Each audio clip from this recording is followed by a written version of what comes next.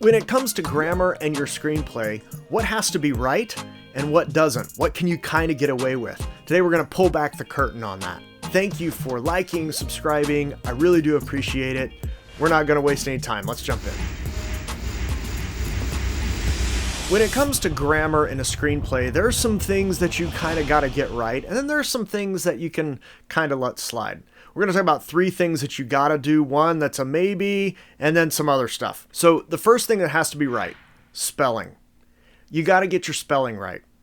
Always, always, always, especially words like there, or it's, all that stuff's got to be right and good. Make sure your spelling is good all the way throughout. And it doesn't matter if you're writing a historical fiction or a sci-fi fantasy, and maybe you're making up some words. That's totally fine to make up some words, but just be consistent in how you're spelling them throughout your script. So that's pretty simple, right? Just get your spelling right. Second is just general punctuation. You should be pretty close to good on all of that. So periods where there's supposed to be a period, commas where there should be a comma.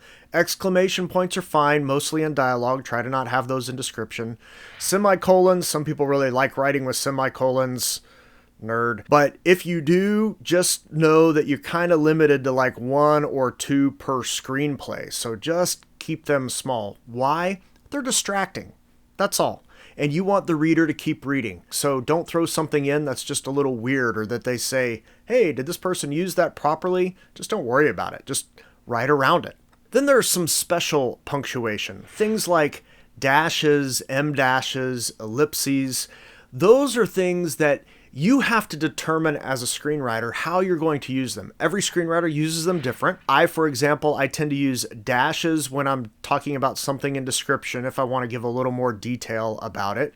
I use an em dash if I'm interrupting. So if I'm interrupting the action, or dialogue is being interrupted by other dialogue or by explosion or whatever it is, I use an em dash. And then I'll use ellipses just to help with pacing. But whatever you do when you use those special characters, which do get used a lot, you just want to make sure you're being consistent. Don't use an em dash for one thing in one place and then for something else in another and a different reason somewhere later.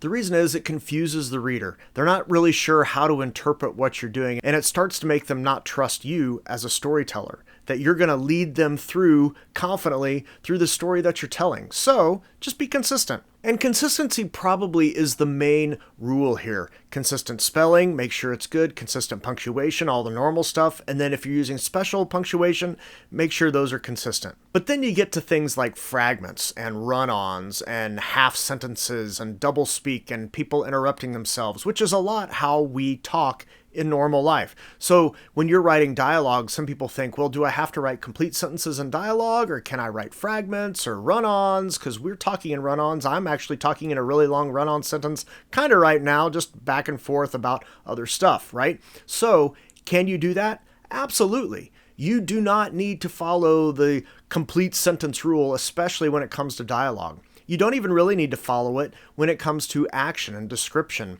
for your screenplay. The problem is some people just do it just to do it. You don't want to do that. It's kind of like every other rule in screenwriting and in storytelling. You need to follow the rules, but if you're going to break them, you break them for a story reason.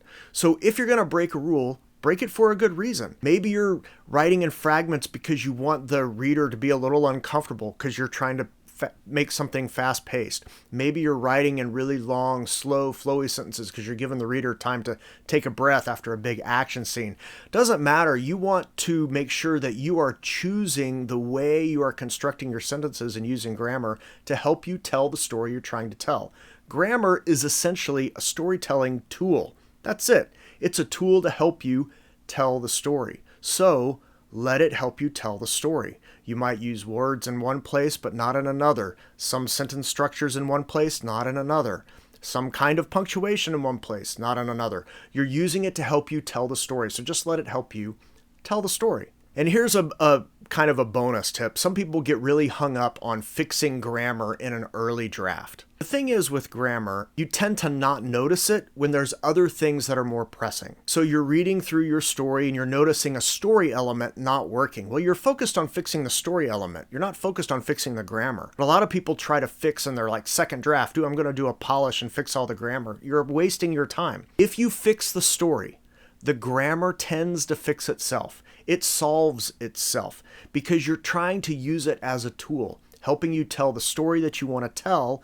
And so you're letting it shape and control how you're writing your sentences and how you're flowing from one thing to the next, how characters speak, all that stuff. It all gets sorted out. So if you're fretting about grammar and my grammar is just not very good and all this kind of stuff, don't worry about it in an early draft. Worry about it at the very end. So you've written a draft, you've written a second draft, you've written a third draft. Now you're ready to start showing it to people. Now do a polished draft to make sure you've got all the grammar. My guess is most of it will have been fixed by then. So don't worry about it. Hopefully this has been helpful to you. And if it has, and if you found some value, please like, subscribe, bell, all that stuff. I really do appreciate it.